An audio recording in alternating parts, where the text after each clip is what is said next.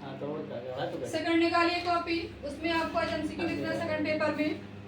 पहला लिखिए HTML was developed in, यानी HTML लैंग्वेज को कब डेवलप किया गया, उस ईयर का नाम बताना है। तो आंसर लिखिएगा 1991। और किसके द्वारा किया गया तो उसका नाम भी लिख लीजिए, Tim Berners Lee. Tim Berners Lee.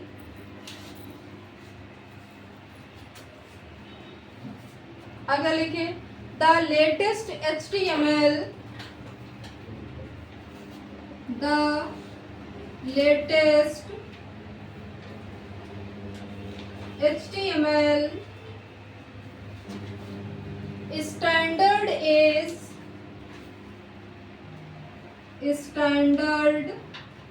is dot dot.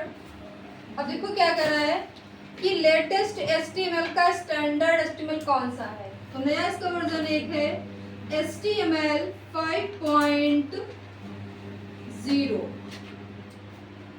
HTML 5.0। अगला लिखे the instruction indicated, the instruction indicated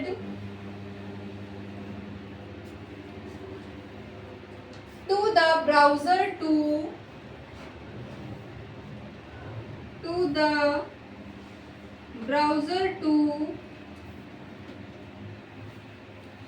display a document are called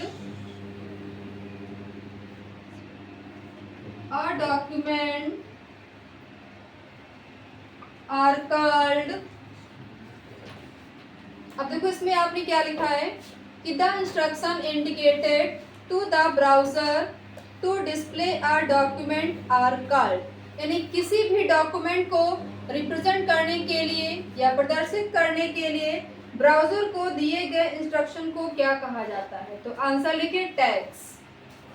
answer लिखिए tags.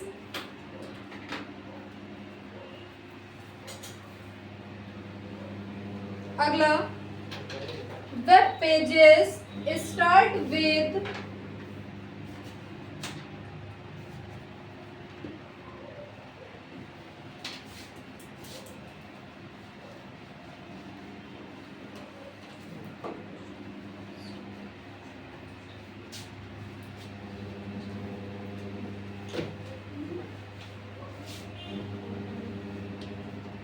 Web pages start with dot dot tag full stop। क्या कर रहा है कि web page किस tag से स्टार्ट किए जाते हैं, तो आंसर लिखिएगा टैग के अंदर लिखिए HTML,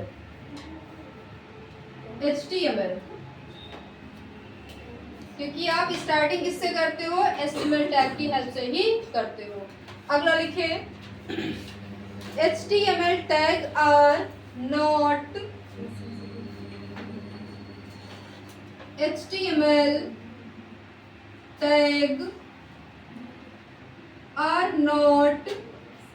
डॉट डॉट। क्या कह रहा है कि HTML टैग आर नॉट, यानी HTML लैंग्वेज कैसी लैंग्वेज, केस सेंसिटिव लैंग्वेज है। चाहे आप कैपिटल में कोडिंग करिए या स्मॉल में करिए या दोनों आप मिक्स में करिए, प्रोग्राम आपका रन भी करता है और आउटपुट भी आता है। केस सेंसिटिव क्या होती है कि जैसे आपकी पाइथन लैंग्वेज है, जावा स्क्रिप्ट है, जावा ये सब क्या है आपकी केस सेंसिटिव लैंग्वेज है, बट HTML आपकी केस सेंसिटिव लैंग्वेज नहीं है। तो इसमें आपको क्या लिखना है, not case sensitive language, not case sensitive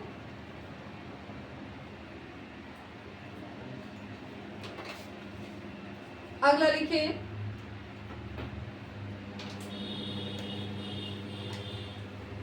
the tag is called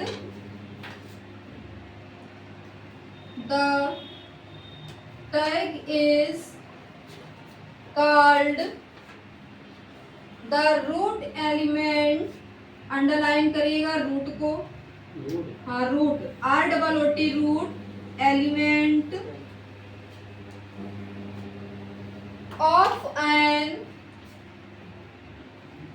of an HTML document, full stop। अब देखो इसमें आपने क्या लिखा है, the tag is called the root element of an HTML document, यानी किस टैग को HTML डॉक्यूमेंट का रूट एलिमेंट भी कहा जाता है, वो टैग का नाम बताना। तो आप आंसर लिखिएगा HTML, आंसर लिखिए HTML।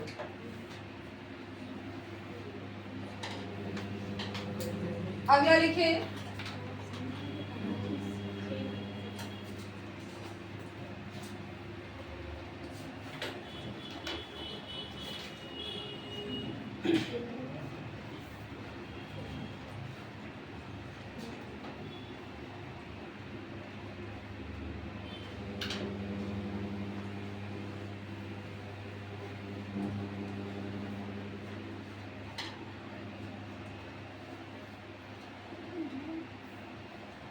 द एट्रीब्यूट ऑफ, अगला लिखिए the attribute of image tag, image tag यानी इमेज टैग क्या होता है कि अगर आपको वेब पेज पे इमेज को इंसर्ट करना है तो उसके लिए आप किसका यूज करते हो, IMG टैग का यूज करते हो।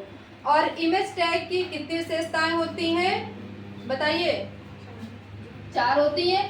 एक आपकी होती है SRC, इसका फॉर्म क्या होता है, सोर्स कोड होता है। दूसरी विशेषता इसकी होती है हाइट की, आपको इमेज कितनी हाइट देनी है। तीसरी इसकी विशेषता है विड्थ, कितनी इसकी इमेज की चौड़ाई देनी है। चौथा है यहाँ पे बॉर्डर।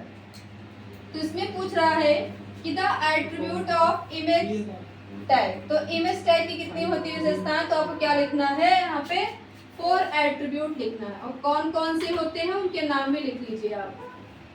4 एट्रीब्यूट, पहला आप लिख लीजिए SRC, दूसरा हाइट, तीसरा विड्थ, चौथा border.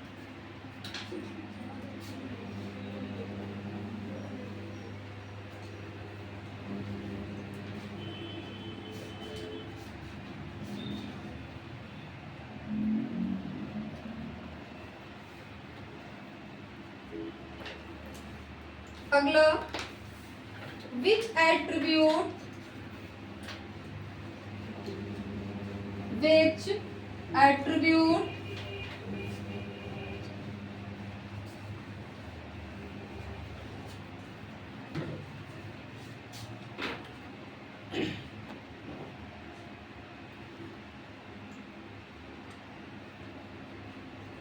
which attribute is used for body background, is used for body background color, background color question mark. अब देखो इसमें आपने क्या लिखा है कि which attribute is used for body background colour, यानी बॉडी बैकग्राउंड कलर के लिए आप किस एट्रीब्यूट का उपयोग करते हो। अगर हमें वेब पेज का बैकग्राउंड कलर करना है तो उसके लिए आप किस एट्रीब्यूट का उपयोग करते हैं, तो यहाँ पे क्या हो जाएगा, बीजी कलर हो जाएगा। आप सब लोग पढ़ भी चुके हो, बीजी कलर क्या करता है, वेब पेज का बैकग्राउंड कलर करता है। ये आपका जो बॉडी टैग है इसके 3 एट्रीब्यूट होते हैं। पहला आपका होता है बीजी कलर, ये क्या काम करता है, वेब पेज का बैकग्राउंड कलर करता है। सेकंड आता है टेक्स्ट, टेक्स्ट क्या होता है, वेब पेज पे जो भी आपने लिखा हुआ है उसको कलर करता है। तीसरा आता है बैकग्राउंड, ये क्या काम करता है, वेब पेज के बैकग्राउंड में क्या लगाता है, इमेज लगाता है। अगला लिखिए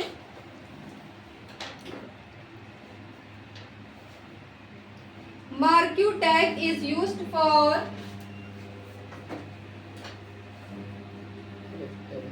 marquee tag is used for यानी मार्क्यू टैग का उपयोग या प्रयोग किस लिए किया जाता है?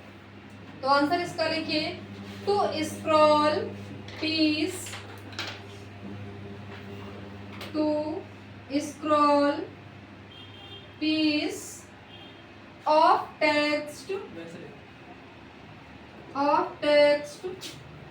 और इमेज। मार्क्यू टैग क्या होता है कि मार्क्यू टैग की मदद से आप अपने वेब पेज पे किसी भी टेक्स्ट को या किसी भी इमेज को मूव करा सकते हो। और मार्क्यू टैग आपका कंटेनर टैग है, यानी ओपन होगा तो लास्ट में क्लोज भी होगा। अगला क्वेश्चन लिखिए, input tag is, input tag is यानी इनपुट टैग है, क्या है? तो आंसर लिखिए आप, एम्प्टी टैग, एम्प्टी टैग। अब ये इनपुट टैग क्या होते हैं? जैसे आप जब ऑनलाइन फॉर्म क्रिएट करते हो तो आपने देखा होगा, जैसे मान लो यहाँ पे लिखा है नेम, अब नेम के आगे यहाँ पे एक टेक्स्ट बॉक्स बना होता है, फिर यहाँ पे होता है फादर नेम, फादर नेम के सामने भी देखो बना होता है। तो ये टेक्स्ट बॉक्स कैसे बनाए जाते हैं? तो आप कोडिंग कैसे करते हो? जैसे टैग के अंदर आपने लिखा हुआ input, blank space type is equal to, यानी इनपुट टैग की हेल्प से जो आप ये बॉक्स बनाना चाहते हो उसका टाइप यानी प्रकार कैसा होना चाहिए। तो आपने यहाँ पे क्या दे दिया है? टेक्स्ट दे दिया है। फिर जैसे आप ये कोडिंग करेंगे तुरंत नेम के आगे यहाँ पे आपका एक टेक्स्ट बॉक्स बनकर आ जाएगा। दूसरा बनाना है, अब इसको देखो, इसके बीच में स्पेस है, तो स्पेस के लिए हम यहाँ पे क्या करेंगे? इसको ब्रेक कर लेंगे। बीआर क्या काम करता है? ब्रेक, यानी रो को ब्रेक करता है। अब दूसरा आपने यहाँ पे बनाया हुआ है input blank space type is equal to double comma के अंदर आपने लिखा है टेक्स्ट। अब ये जो फादर के सामने आपको बनाना है तो इस वाले से क्या बन जाएगा? फादर के सामने भी एक आपका बॉक्स बनकर आ जाएगा। तो इनपुट टैग की मदद से हम क्या क्रिएट करते हैं? तो टेक्स्ट बॉक्स क्रिएट करते हैं।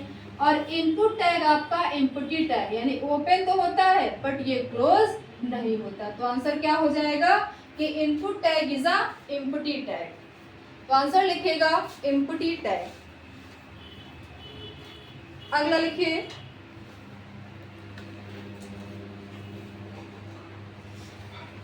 which of the following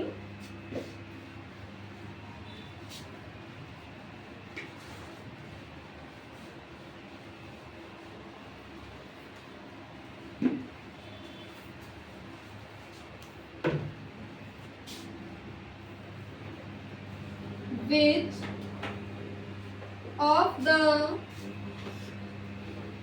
following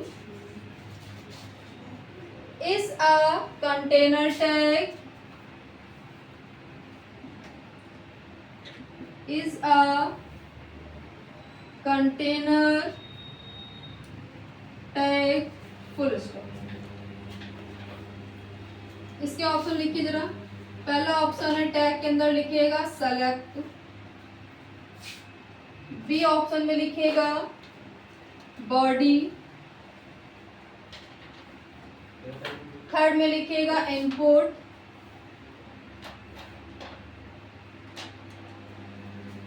fourth में लिखिएगा बोथ ए एंड बी। अब देखो आपने क्वेश्चन क्या लिखा हुआ है कि which of the following is a container tag, यानी निम्नलिखित में से कौन सा कंटेनर टैग। कंटेनर टैग क्या होते हैं? ऐसे टैग, कंटेनर टैग वो टैग होते हैं जो स्टार्टिंग में ओपन होते हैं और लास्ट में फॉरवर्ड स्लैश क्या होते हैं? वो बंद हो जाते हैं। उनको क्या कहा जाता है? कंटेनर टैग कहा जाता है। तो इसमें पूछ रहा है कि निम्न में से कौन सा आपका कंटेनर टैग है। क्या सेलेक्ट आप ओपन करते हो फिर क्लोज करते हो? क्या करते हो? इसको पता हो, पढ़ चुके हो ना सभी लोग? जैसे सेलेक्ट क्या काम करता है, जैसे आपने यहाँ पे छोटा सा प्रोग्राम लिखा है, सेलेक्ट टैग को आपने ओपन कर लिया, फिर सेलेक्ट टैग का एक एट्रीब्यूट है जिसका नाम होता है ऑप्शन। यहाँ पे आपने लिखा हुआ है ऑप्शन, फिर आपने यहाँ पे दे दिया है 1 ईयर, फिर क्या करेंगे, ऑप्शन को यहाँ पे क्लोज करेंगे। सेकंड आपने फिर लिखा हुआ है ऑप्शन, फिर लिखेंगे 2 ईयर, फिर आपको यहाँ पे ऑप्शन को क्लोज कर देना है। अब लास्ट में क्या करेंगे, सेलेक्ट टैग को हम बंद कर देंगे।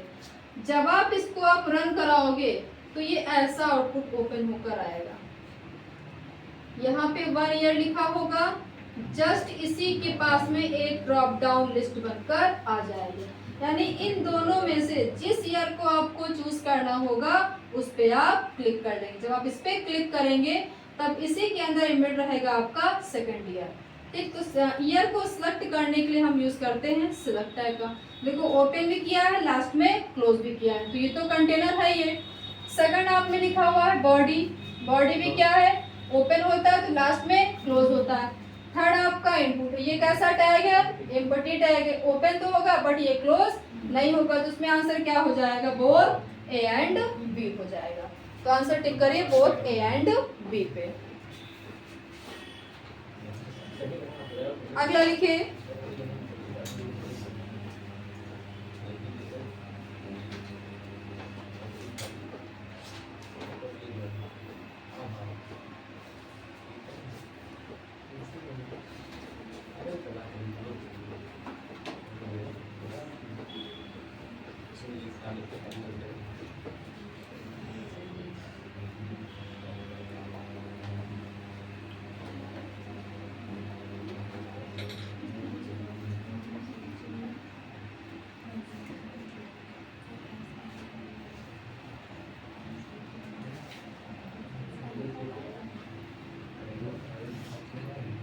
लिखिए मेटा टैग appears in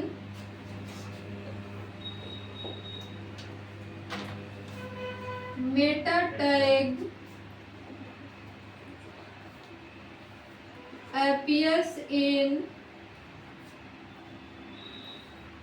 जो आपका हेड टैग होता है उसको मेटा टैग भी बोलते हैं। आंसर लिखो हेड, हेड टैग के अंदर लिखिएगा head.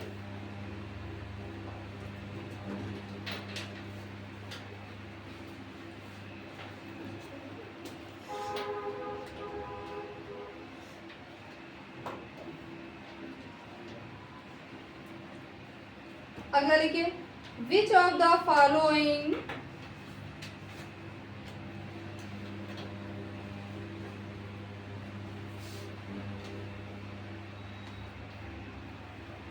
which of the following is used to open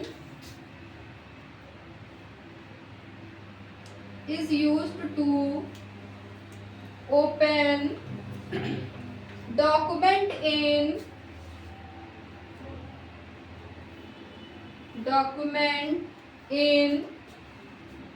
new window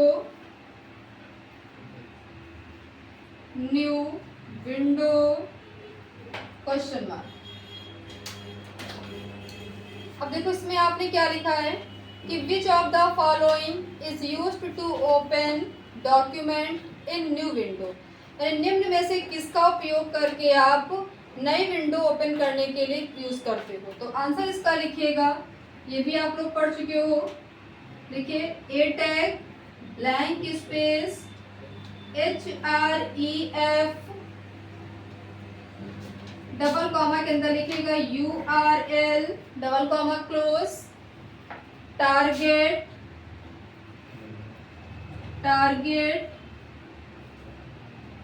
is equal to double comma के अंदर लगाइएगा underscore blank double comma close, tag को बंद कर देंगे। न्यू विंडो को ओपन करने के लिए हम इस टैग का यूज करते हैं। A blank space HREF is equal to double comma में लिखना है URL डबल कॉमा क्लोज करना है फिर आपको लिखना है target is equal to double comma के अंदर लिखेंगे underscore blank double comma close, tag को बंद कर देंगे। अंडरस्कोर सिंबल ऐसे लगाइएगा टारगेट के बाद में, टारगेट है is equal to double comma, नीचे आपको लगाना अंडरस्कोर, फिर लिखना है ब्लैंक ऐसे। अगला लिखिए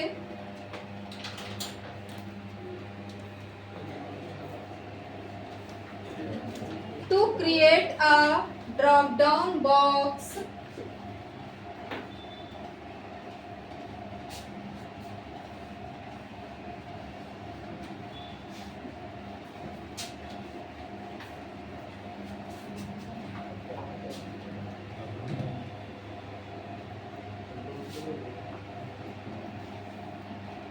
create a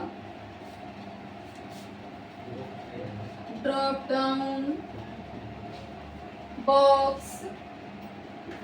Which tag will you use? Which tag will you use?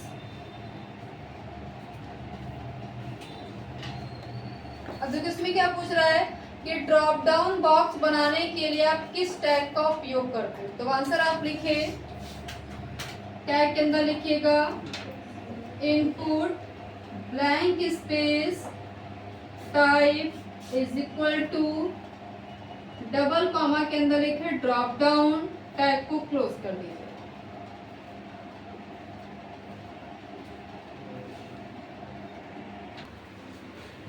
अगला क्वेश्चन देखिए उसी के आगे, the attribute you will use, the attribute you will use with td tag, with td tag to merge, to merge to cell tw2 to cell horizontally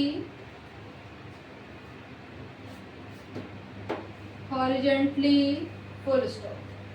अब देखो इसमें आपने क्या लिखा है कि the attribute you will use with TD tag to merge two cell horizontally, यानी किस एट्रीब्यूट का उपयोग करके आप टीडी टैग के साथ हॉरिजॉन्टल को आप दो सेलों को मर्ज कर सकते हो। तो यहाँ पे आंसर क्या हो जाएगा, कॉल स्पैन हो जाएगा। मैंने आपको पढ़ाया था row span and col span. देखो इधर एक आपका था रो स्पैन और दूसरा था कॉल स्पैन। देखो रो स्पैन कॉल स्पैन में डिफरेंस क्या है कि row span and col span दोनों ही टेबल सेल के एट्रीब्यूट होते हैं।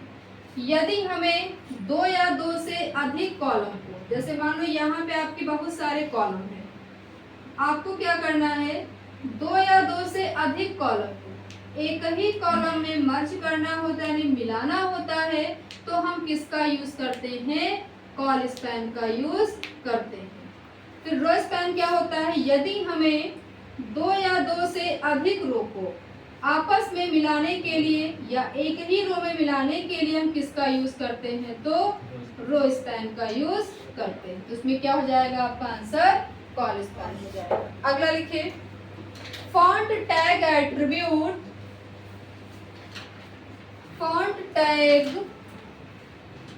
एट्रीब्यूट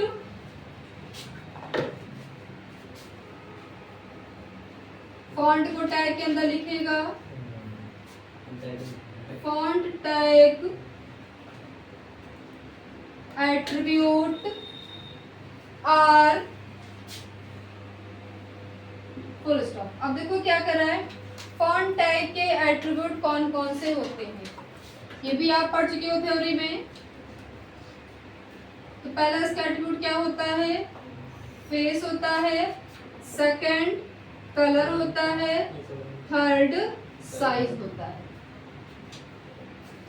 फॉन्ट टैग होता क्या है कि जो आपने अपने वेब पेज पे टेक्स्ट लिखा हुआ है उसको किसी दूसरे फॉन्ट में चेंज करने के लिए या बदलने के लिए आप फॉन्ट टैग का उपयोग करते हो। और फॉन्ट टैग की 3 विशेषताएं होती हैं। कौन कौन सी होती है? एक आपकी होती है फेस, दूसरा है कलर और थर्ड है आपका साइज। ये 3 विशेषताएं होती हैं फॉन्ट टैग की। अगला लिखिए, increase the cell padding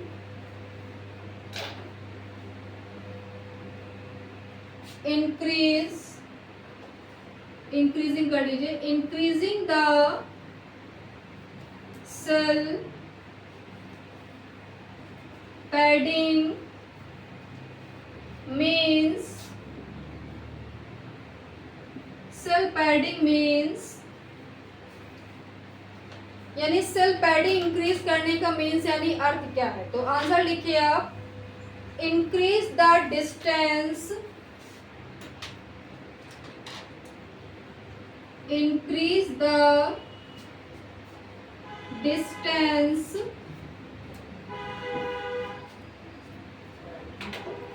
between cell and content, between cell and content, यानी सेल और कंटेंट के बीच अगर आपको स्पेस बढ़ाना है तो उसके लिए किसका यूज करेंगे? सेल पैडिंग का यूज करेंगे। और एक होता है सेल स्पेसिंग। देखो सेल स्पेसिंग क्या होता है कि जैसे मान लो आपके पास छोटा सा प्रोग्राम है, देखो यहाँ पे, जैसे यहाँ पे पहले सेल में लिखा हुआ है नेम, सेकंड में लिखा है कोर्स, थर्ड में लिखा है फी। अब देखो इनके बीच में देखो स्पेस है सेल के बीच में, है ना? तो सेलों के बीच स्पेस बढ़ाने के लिए हम यूज करते हैं सेल स्पेसिंग का। कैसे यूज करेंगे? छोटा सा प्रोग्राम देखिएगा यहाँ पे सेल स्पेसिंग का। सबसे पहले आपको ओपन करना होता है HTML, फिर आपको ओपन करना है हेड, फिर देना है टाइटल में क्या हो जाएगा? सेल स्पेसिंग हो जाएगा। फिर स्लैश के साथ में टाइटल को क्लोज कर देंगे, हेड को भी क्लोज कर देंगे। फिर ओपन करेंगे बॉडी टैग को, फिर ओपन करना है आपको टेबल टैग, ब्लैंक स्पेस। अब देखो टेबल के चारों तरफ आपको देना है बॉर्डर, तो आपने यहाँ दे दिया है table border is equal to 1 दे दिया है, ब्लैंक स्पेस। अब यहीं पे हम यूज कर लेंगे cell spacing is equal to कितना देना चाहते हैं, तो यहाँ पे आपने दे दिया है 10। टैग को बंद कर देंगे। अब पहली रो को इंसर्ट करना है तो आपको ओपन करना है टीआर। टीआर का फॉर्म क्या होता है? टेबल रो होता है। अब देखो पहली हेडिंग क्या है? नेम है, तो टीएस के अंदर आपको क्या देना है? नेम देना है, फिर टीएस को क्लोज कर देना है। सेकंड हेडिंग क्या है? कोर्स है, फिर लिखना है कोर्स, फिर टीएस को क्लोज कर देंगे। थर्ड हेडिंग है फीस, आपको यहाँ लिखना है फीस, फिर टीएस को बंद कर देंगे। तीनों हेडिंग कंप्लीट हो गई। टीआर जो आपने यहाँ पे ओपन किया है इसको क्या कर देना है? क्लोज करना है। अब सेकंड रो को इंसर्ट करना है, फिर आपको ओपन करना है टीआर, डेटा फिल करना। मान लो यहाँ पे दिया गया है रवि नाम का कोई बच्चा है, आपने दे दिया है रवि, फिर टीडी को क्लोज कर देंगे। फिर रवि का कोर्स कौन सा है, तो आपने दे दिया है CCC, फिर टीडी क्लोज कर देंगे। CCC कितनी फीस है रवि की, मान लो आपने दे दिया है 1000, फिर टीडी क्लोज कर देंगे। लास्ट में टीआर क्लोज हो जाएगा, टेबल क्लोज होगा, बॉडी क्लोज हो जाएगा और HTML भी क्लोज हो जाएगा। जब आप इसको रन कराएंगे तो आपके सामने ऐसा आउटपुट आ जाएगा। जितनी सेल आपकी बनी होंगी उसके बीच में क्या, हर सेलों के बीच में आपका स्पेस इंक्रीज हो जाएगा। क्लियर? और अगर आपको कंटेंट और सेल के भी स्पेस बढ़ाना होगा तो हम किसका यूज करेंगे? सेल पैडिंग का यूज करेंगे। क्लियर? इसको आप वहां पे नोट कर लीजिए।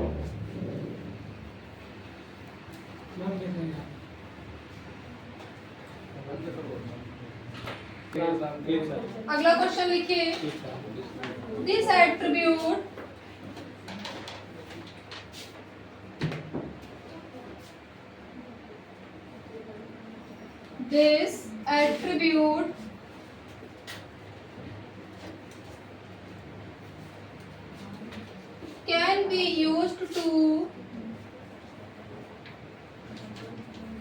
can be used to change the color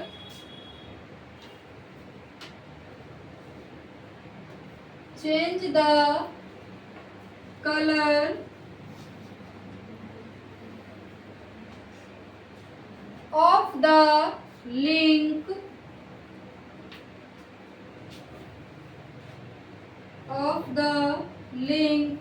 full stop. अब देखो क्या कह रहा है कि लिंक का कलर चेंज करने के लिए आप किसका उपयोग करते हो। तो आंसर लिखिए, पहला है आपका link, comma A link, comma V link. पहला लिखिए लिंक, सेकंड है आ लिंक, थर्ड है V link.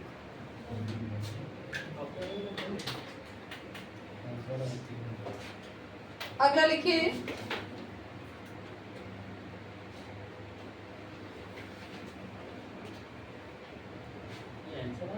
Dot dot is used to create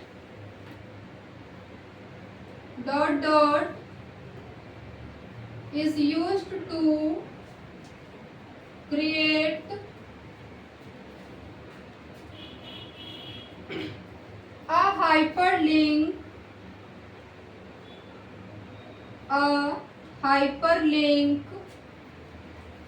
in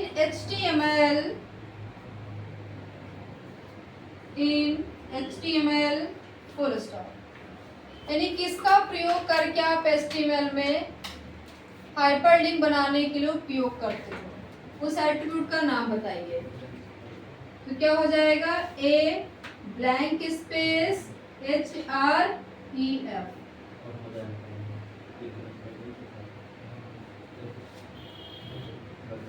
यानी anchor tag blank space HREF is equal to double comma की तरह आपको link देना होता है, डबल कॉमा क्लोज टैग को बंद कर देना है।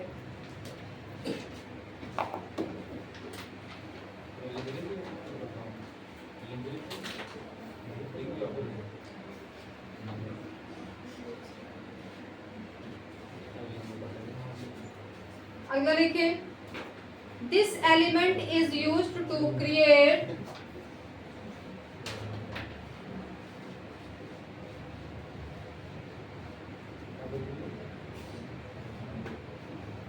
this element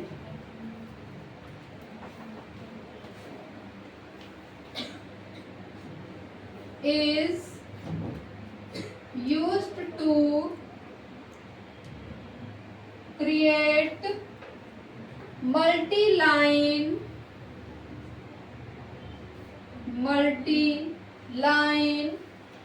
text input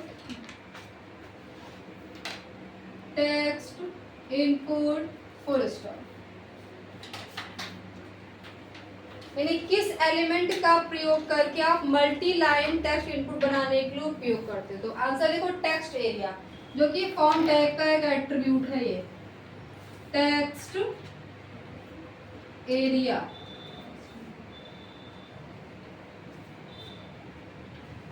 इसका यूज कैसे करेंगे, जैसे मान लो जब आप किसी का एड्रेस फिल कर, किसी का बड़ा किसी का छोटा होता है एड्रेस, तो आप कैसे यहाँ बनाओगे। देखो छोटा सा प्रोग्राम है टेक्स्ट एरिया का। सबसे पहले आपको ओपन करना है HTML, फिर देना है आपको हेड, फिर देना है टाइटल,